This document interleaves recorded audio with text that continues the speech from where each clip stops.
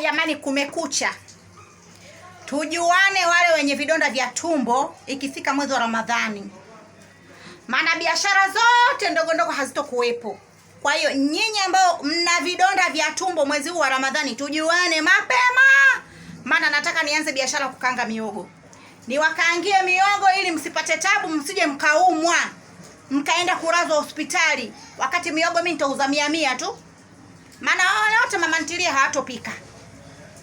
Kwa hiyo nitapika mimi miogo wenye vidonda vya tumbo. Kwa hiyo jichukuzeni, mjiambize huko jamani, kila mtaa.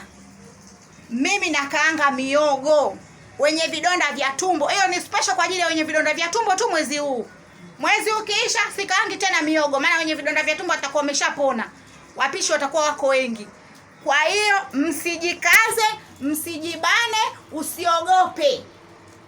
Wewe njoo tu kwenye comment yako niambie, mimi na vidonda vya tumbo, tena deliver bure na kuletea miogo mpaka nyumbani. Mwaka huu hatutaki kuacha salama. Wenye vidonda vya tumbo hatuwaachi salama. Lazima tuwaletee chakula nyumbani.